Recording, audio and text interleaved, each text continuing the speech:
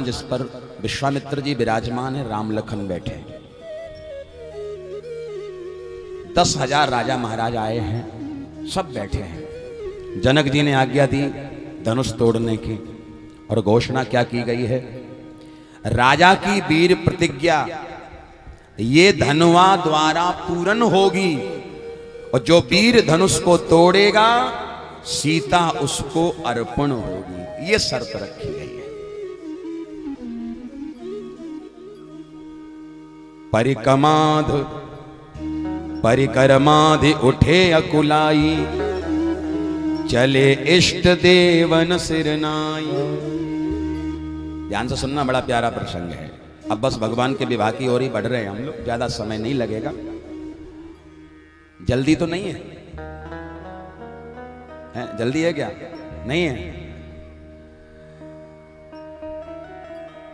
क्योंकि वैसे तो हम जल्दी छोड़ भी देते, पर आपने आज कह दिया कि हम रोटी खा के ही नहीं आए और खाएंगे भी नहीं। आप ही बोले हमारा तो दोष नहीं, आप ही तो कह रहे थे कि हम रोटी का, आज तो व्रत है, व्रत तो कुछ खाना ही नहीं है। तो व्रत का जब खाना ही नहीं है तो फिर यही आनंद लो, बैठ के घर में करोगे भी क्या? हमें पता घर में जाते ही वही व्यर्थ बातें चालू, बोलो जय सिया राम। तो जितनी देर यहां बैठे हो कम से कम कृपा है कि नहीं है? आनंद ले लो। पर ज्यादा समय नहीं लूंगा आपका, थोड़ा सा भाव। यहां लिखे परिकर माध चले अकुलाई, उठे अकुलाई और चले इष्ट देवन सिरनाई। यानी जितने राजा हैं पहले एक उठा, और कैसे उठ रहे हैं? बोले अकुला के। आप बताओ अकुला के उठना चाहिए क्या? आप उठते हो तो सावधानी से उठते हो कि नहीं? अकुला के उठोगे तो गिर भी सकते हो, लग भी सकती, कुछ भी हो सकता है। तो हम लोग जब भी उठते तो बड़ी सावधानी से उठते हैं। पर यहां लिखा है कि राजा लोग जब उठे एक एक करके तो परिकमाधि उठे अकुलाई। अकुला के क्यों उठे? बोले इन्हें डर है। क्या डर था? कि कहीं हमसे पहले जाके कोई धनुष ना तोड़ दे। बोलो जय सिया राम। इनको चिंता लगी कोई हमसे पहले ना तोड़ दे। अच्छा एक बात और, जो काम पहले करना चाहिए वो काम बाद में कर रहे हैं। पहले लिखा है चले, पहले लिखा है कि उठे, उठने के बाद बोले चले, तब इष्ट देवों की याद आई, इष्ट देवन सिरनाई। जबकि नियम होता है कि चलने से पहले हम इष्ट देवताओं का सुमिरन करते हैं, स्मरण करते तब चलते हैं। और यहां उल्टा कर रहे हैं राजा। पहले उठे फिर चले, तब इष्ट देवताओं की याद आई, तब उनको प्रणाम किया। अच्छा अब एक बात और, ये 10,000 जो राजा महाराज आए हैं इनमें से 100 गणेश जी के भक्त थे। 100 भक्त गणेश जी के थे। अब पहला जब उठा तो कितने बचे? 99।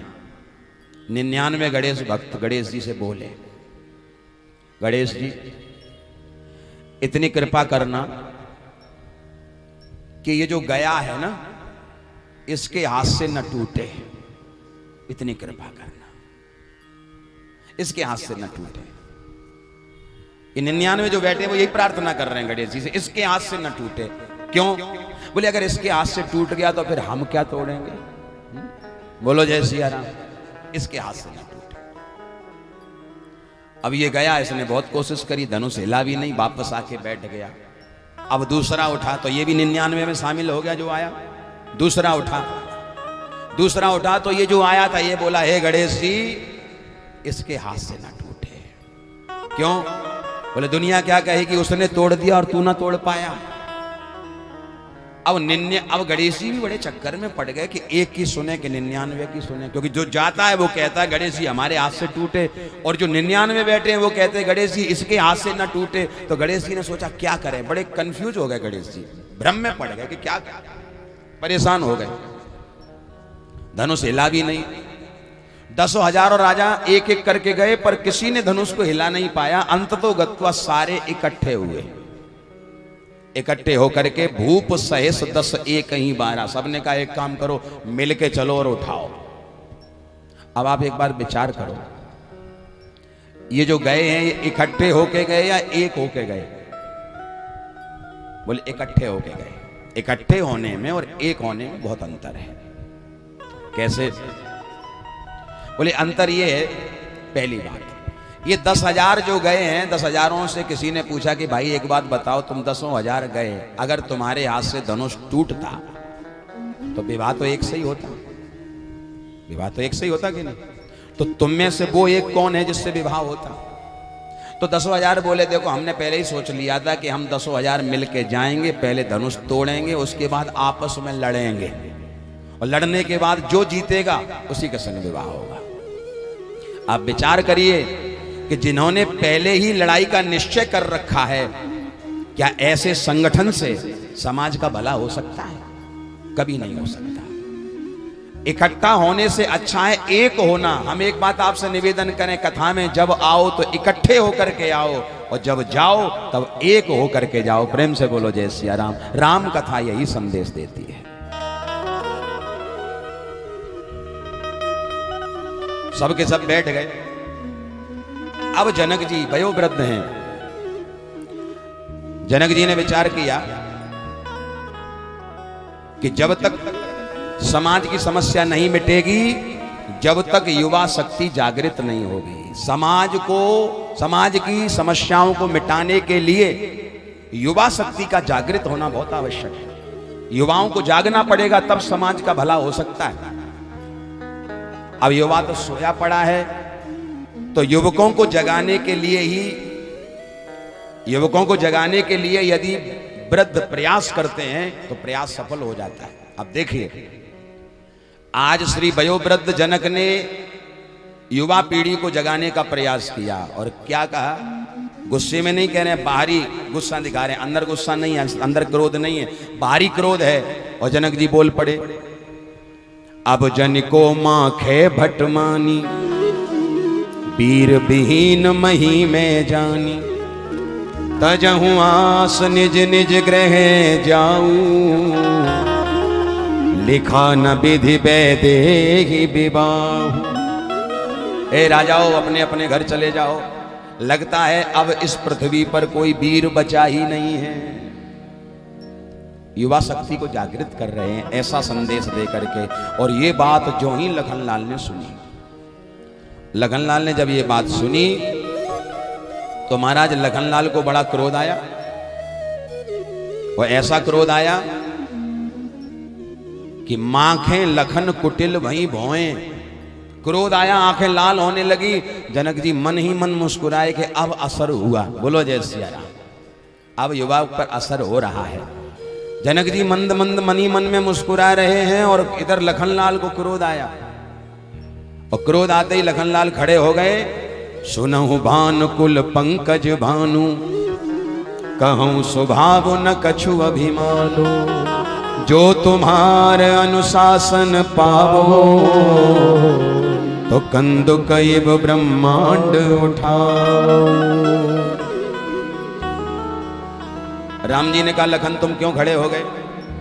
लखन ने कहा, प्रभु इस समय जनक जी अनुचित वाणी बोल रहे हैं, अनुचित कर रहे हैं। तो राम जी ने कहा, लखन तुम कौन सा उचित कर रहे हो?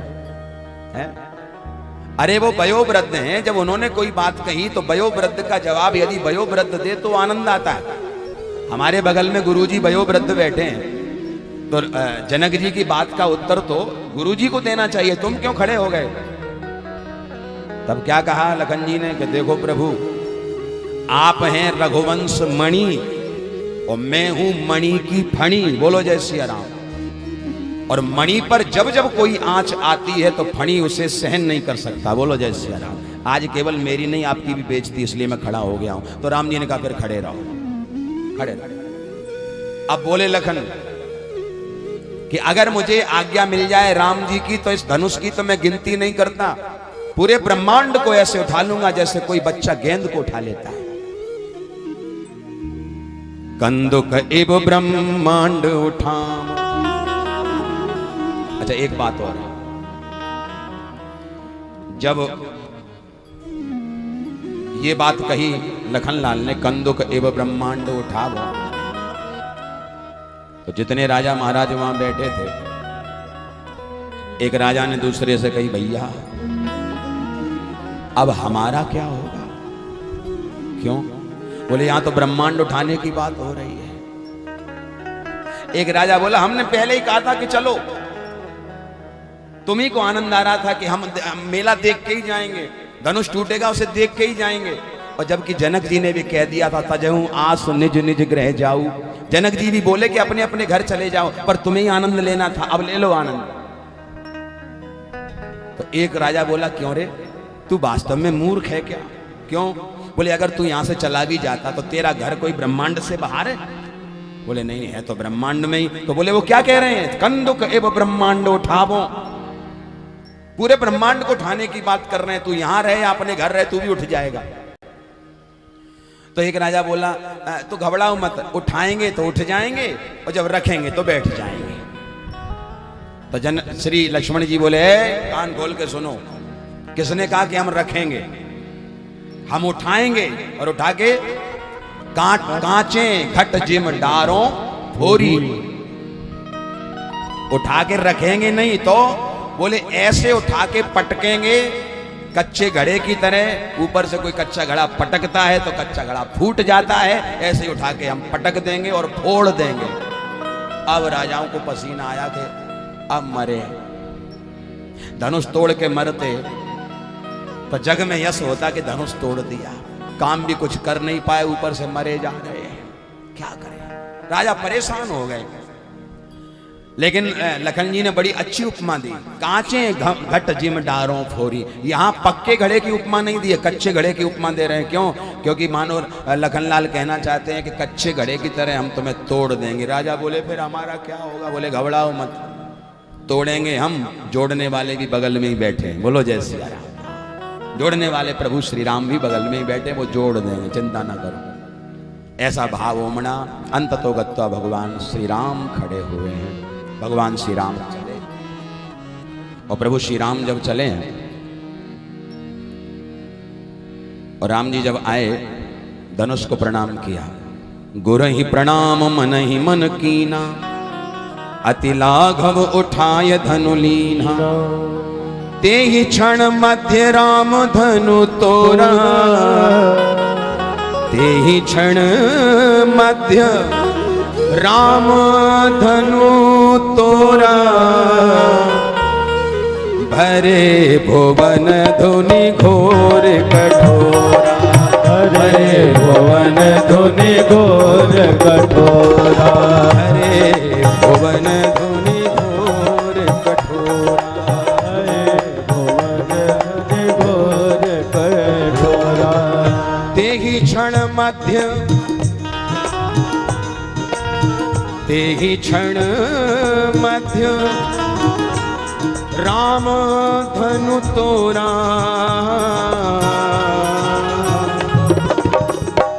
भरे भुवन धुनि घोर कठोरा, भरे भुवन धुनि घोर कठोरा, भरे भुवन धुनि घोर कठोरा, भरे भुवन धुनि घोर कठोरा।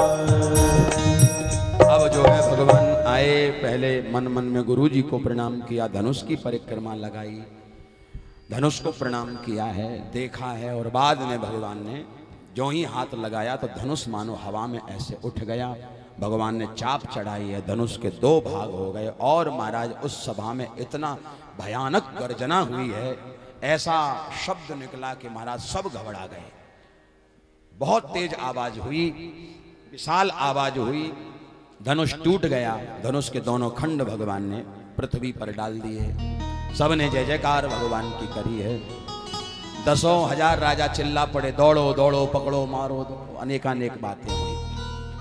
भगवान के हाथ से धनुष टूटा। किसी ने कहा धनुष इतनी जल्दी क्यों टूट गया? क्योंकि धनुष ने विचार किया कि मेरे कारण ही सीताराम का मिलन लटका हुआ है, और धनुष ने विचार किया अगर एक दिल के टूटने से दो दिल जुड़ रहे हैं तो उस एक दिल को जल्दी से टूट जाना चाहिए। बोलो जय सिया राम। धनुष टूट गया।